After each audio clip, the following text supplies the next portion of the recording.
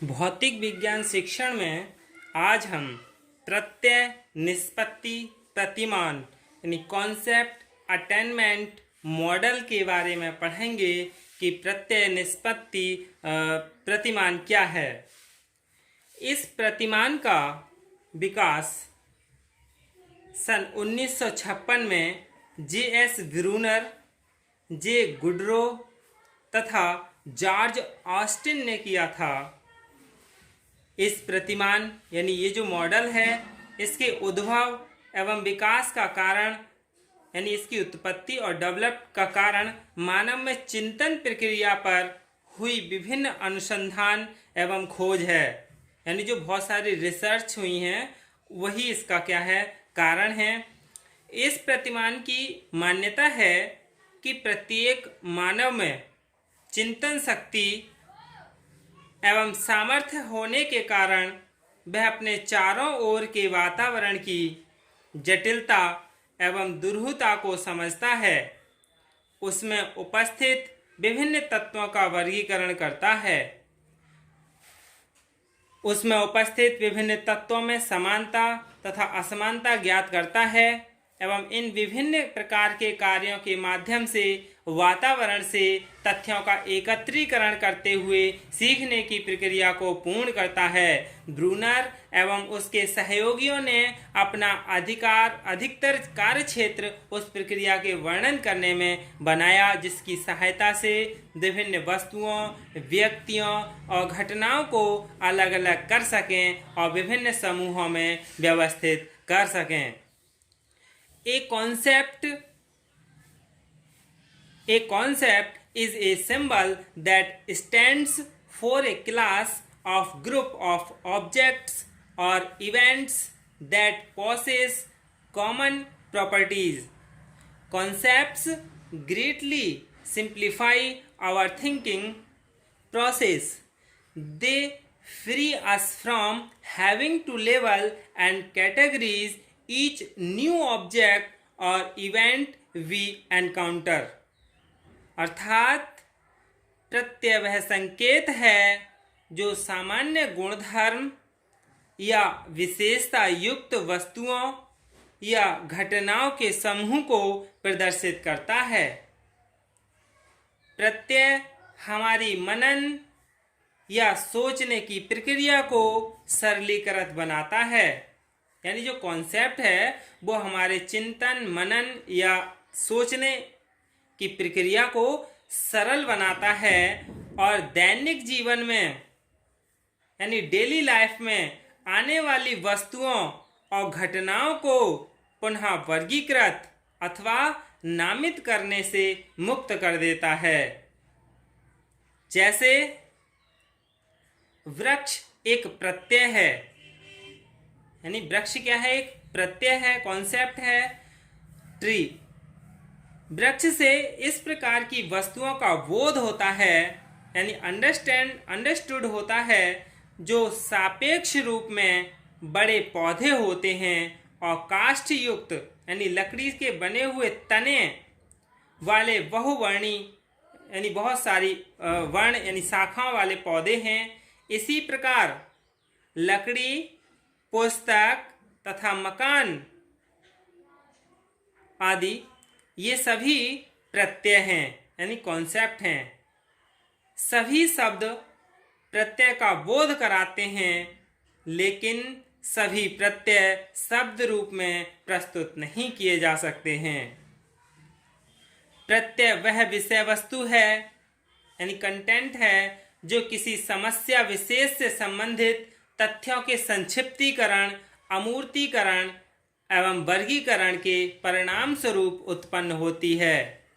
विभिन्न प्रत्ययों के संयोजन के कारण ही व्यक्ति बिल्कुल नई परिस्थितियों में उपयुक्त क्रिया कर समस्या का समाधान कर लेता है। प्रत्यय, निष्पत्ति, प्रतिमान के कुछ तत्व हैं जिनके आधार पर कई प्रकार से वर्गीकृत किया गया है। जैसे प्रत्यय, निष्पत्ति, प्रतिमान यानी कॉन्सेप्ट, अटेनमेंट, मॉडल के एलिमेंट हैं। इसे 3 भागों में बांटा है, 4 भागों में बांटा है। पहला संरचना यानी सिंटैक्स, दूसरा है प्रतिक्रिया सिद्धांत, तीसरा है सामाजिक प्रणाली यानी सोशल सिस्टम, चौथा है आधार सहायक प्रणाली यानी सपोर्टिंग सिस्टम। ये जो संरचना है ये 2 भागों में बांटी हुई है, यानी लक्ष्य यानी फोकस, और दूसरा है संरचना यानी सिस्टम। तो सबसे पहले हम संरचना के बारे में जान लें, यानी लक्ष्य, संरचना में जो लक्ष्य है उसके बारे में जान लें। फोकस, इस प्रतिमान द्वारा प्रमुख रूप से छात्रों में आगमन तर्क का विकास किया जाता है, यानी डिडक्टिव जो तर्क है उसका विकास किया जा सकता है। छात्र या शिक्षार्थी वातावरण के विभिन्न तथ्यों का चयन करके अपनी चिंतन शक्ति के आधार पर उन विभिन्न वस्तुओं, व्यक्तियों या घटनाओं के मध्य परस्पर सहसंबंध या भिन्नता ज्ञात करने का प्रयास करते हैं, जिससे उनमें आगमन तर्क का समुचित विकास होता है। दूसरा है सिंटैक्स यानी संरचना। इस प्रत्यय निष्पत्ति प्रतिमान की संरचना निम्न 4 सोपानों में होती है। पहला सोपान में क्या होता है, सर्वप्रथम छात्रों के सम्मुख आंकड़ों को प्रस्तुत किया जाता है, यानी डाटा को उनके सामने प्रेजेंट किया जाता है। ये डाटा चाहे किसी घटना से संबंधित हो या किसी व्यक्ति से, स्टूडेंट्स इन डाटा की हेल्प से प्राप्त ज्ञान की यूनिट्स को विभिन्न कॉन्सेप्ट्स का विकास करने के लिए विभिन्न प्रकार के डिफरेंट टाइप के गुण इस प्रत्यय से पर सीमित करता है। इसके विकास में छात्र को पूर्ण पुनर्बलन प्रदान किया जाता है, यानी रीइंफोर्समेंट प्रदान किया जाता है। दूसरे सोपान में क्या है कि इसकी शुरुआत प्रत्यय निष्पादन करने के लिए उपयुक्त नीतियों का विश्लेषण होता है, यानी इसमें जो नीतियां हैं उनका विश्लेषण होता है और सामान्य से प्रारंभ करके विशिष्ट प्रत्यय का निर्माण करते हैं। तीसरा सोपान क्या है संरचना में, तृतीय सोपान के अंतर्गत छात्र अपनी आयु एवं अनुभव के आधार पर विभिन्न प्रकार के कॉन्सेप्ट्स एवं उनके गुणों का एनालाइज करता है, यानी विश्लेषण करता है।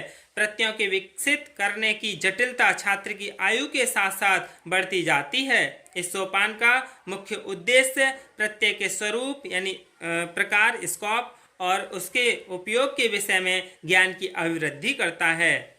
चौथा सोपान, यानी 4 ही सोपान थे संरचना के, चौथा सोपान में क्या है, अंतिम सोपान में छात्र जो उपयुक्त प्रत्यय को अपनाते हैं और दूसरे छात्रों को बताते हैं। इसके लिए प्रत्यय खेल का भी सहारा लिया जा सकता है। ये सोपान छात्रों को प्रत्यय निर्माण की प्रक्रिया से परिचित कराने में सहायक होते हैं। दूसरा है प्रतिक्रिया सिद्धांत।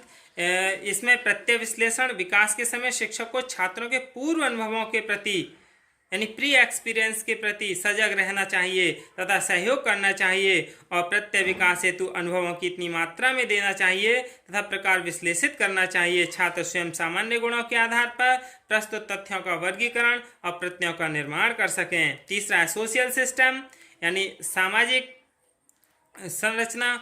इसमें भी क्या है, शिक्षण अधिगम का मुख्य आधार शिक्षक होता है और वह योजना बनाता है, छात्रों को निर्देशित करता है। संपूर्ण शिक्षक व्यवहार का प्रमुख उद्देश्य छात्रों को प्रत्यय निर्माण में सहायता प्रदान करना है। फिर आधार सहायक प्रणाली एंड सपोर्टिंग सिस्टम। इस प्रतिमान के अंतर्गत छात्रों के सम्मुख प्रत्यय निर्माण के लिए आवश्यक सामग्री का होना आवश्यक है।